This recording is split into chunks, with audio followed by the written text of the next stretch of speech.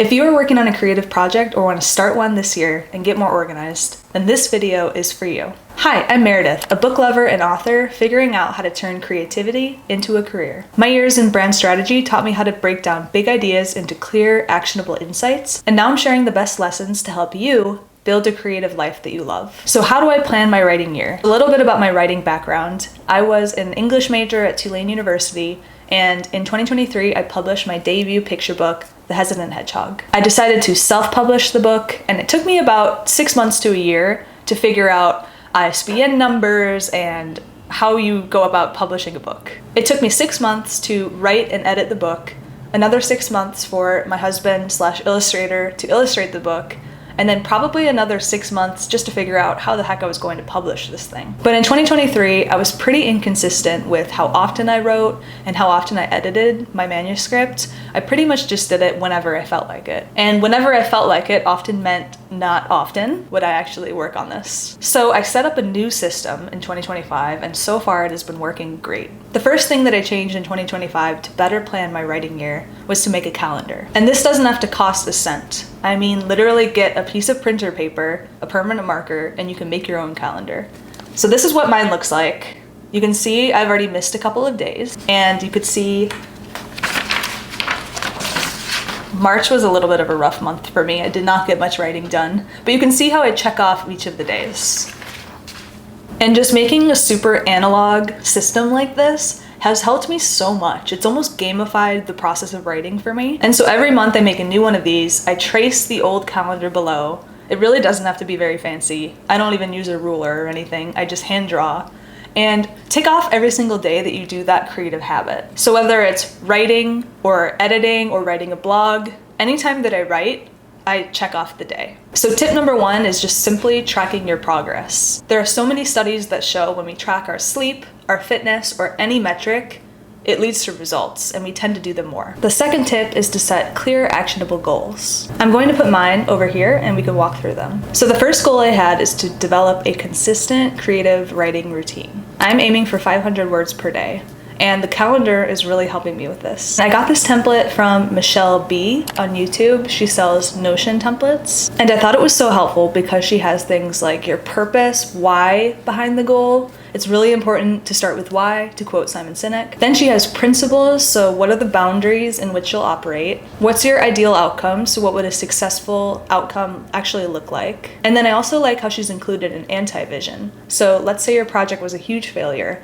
Why did it fail? Where did it go wrong? This can help you backtrack and figure out, what do I need to do so that that doesn't happen? She has a space for brainstorming. So for me, I put in, how am I actually going to work this into my routine? Realistically, is it going to be in the morning? Is it going to be at night? So I figured out a routine that works around my schedule. And she even has a timeline and a task breakdown. So often big goals are just a multitude of tiny little steps, so you can add those here. My second writing goal was to start my YouTube channel. I also went ahead and put an overarching resolution for 2025, which was to take writing seriously this year. And this is a bit loftier. It doesn't have tangible, it's not a SMART goal per se. And what I mean by take writing seriously is I signed up for the Society of Children's Book Writers and Illustrators, which is a national program, but then they also have local chapters where you can meet with critique groups and other authors and learn about opportunities in your area. I also set a goal to finish my novel by a stretch goal this summer and the probably more realistic goal by the end of this year. I also applied for the PB Rising Stars mentorship program,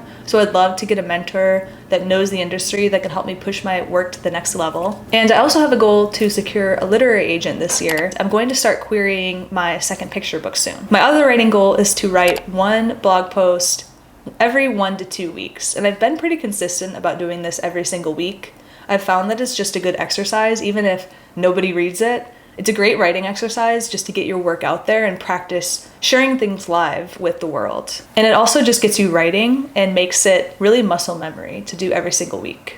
I also have a goal to consistently meet with my writers group this year. And then lastly, I have a goal of winning a book award. So I submitted my first book, The Hesitant Hedgehog, for 3 different awards.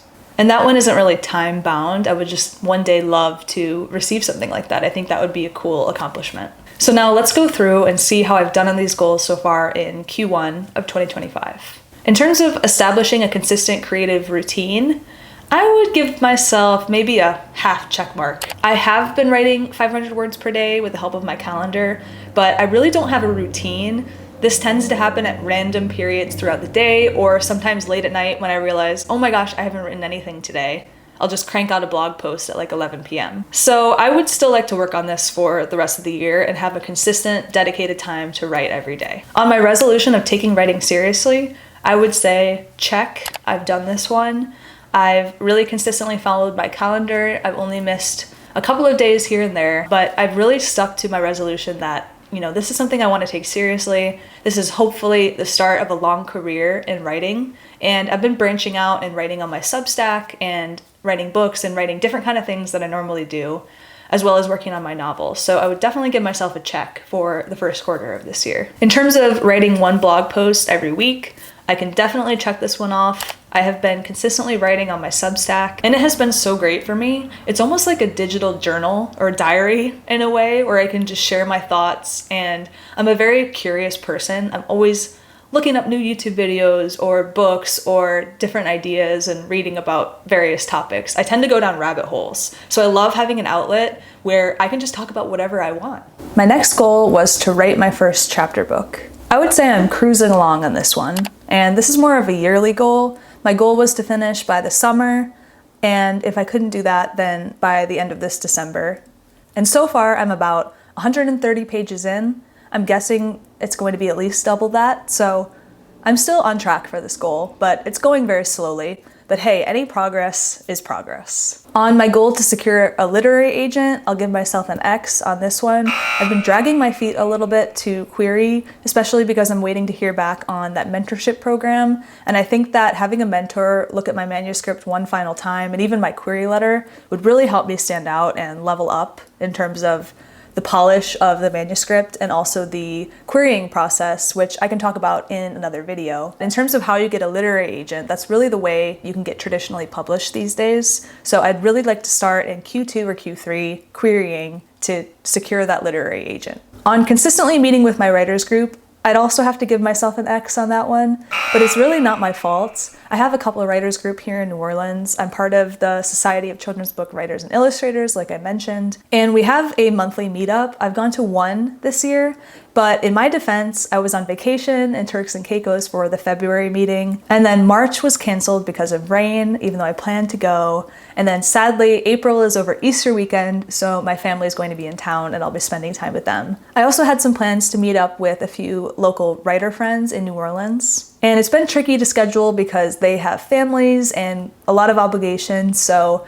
I'll have to give myself an X on this one, but hopefully by next quarter, I'll report back and we will have consistently met up by then. And my last goal, to win a book award, I'll give myself an X on that one, but I'll happily give myself an X because this is a lower level priority for me. I really just want to churn out a lot of new work and get a lot of eyes on it, maybe get some things published, some book deals in the works, so I'm okay with not winning any awards right at this moment in my career. I think it really helps to get clear on your goals and to really write out when you're going to accomplish something and what you're going for, and looking at this document often. So often in the past, I would just write my goals, shove it into a drawer somewhere, and never look at that journal again. But now I really look at my goals once or twice a day.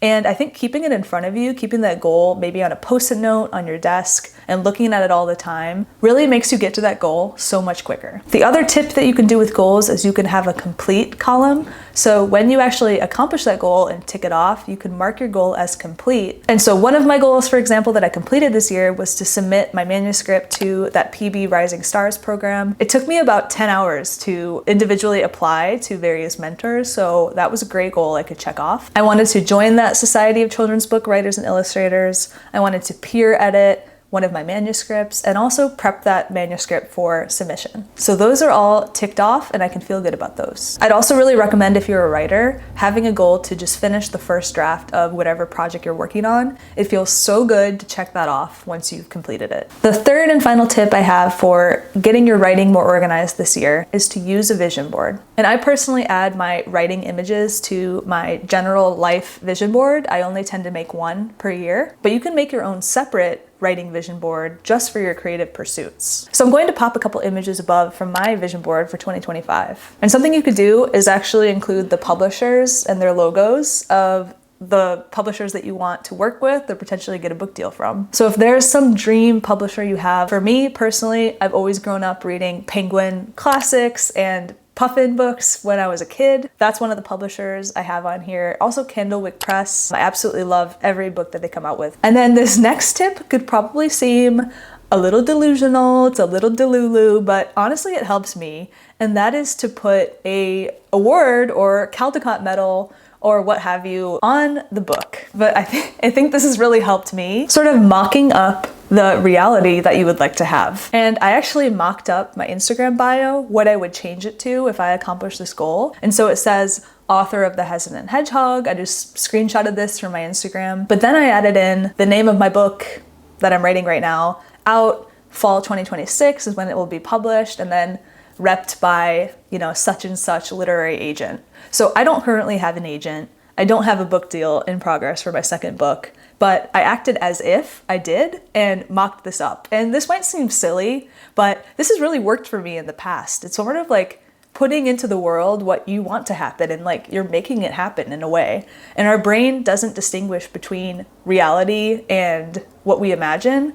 Like if you imagine something super scary, your heart starts racing, right? Or if you have a scary dream. And we know when we vividly imagine an event, even if it's something in our imagination and it's not reality, and our brain activates many of the same regions when we experience an event as when we just imagine it. I also put on my vision board an image from Pinterest of a writing residency. So this is a goal that I'd really like to do potentially this summer, and the Highlights Foundation has a great writer's residency program up in Pennsylvania, I believe. And then another thing you can do is to include images or illustrations that reflect the novel that you're writing or the book or project you're working on. So for me, I picked an image of Redwall, which is a middle grade, young adult, rat and mouse sort of fantasy book and series. And you could even make a vision board just for your book, and you can pull images of people and scenes that remind you of that vibe of your book, of sort of what you're going for. And I think it's a great way to really tap into your imagination, and it can help you bring things to life. And then lastly, another tip is to put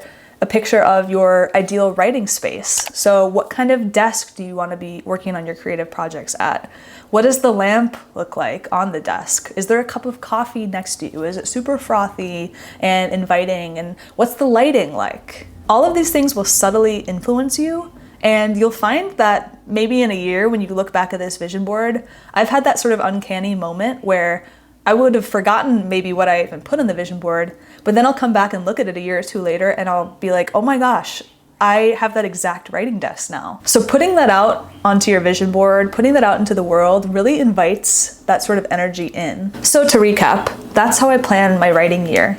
I have a writing calendar where I aim for my 500 words per day. I have my writing goals, which are time-bound, actionable, and I make sure I review them weekly, if not daily. I create a vision board for my life, which includes writing elements, and for you, you could even include a vision board just for your book or just for your writing pursuits. And then from there, you should be fully armed to have your best writing year yet. So let me know in the comments what writing project or creative project you're working on right now. Is it a new business you're starting, a new book? I'd love to hear about it, and I'd love to connect with you. I'll see you next week.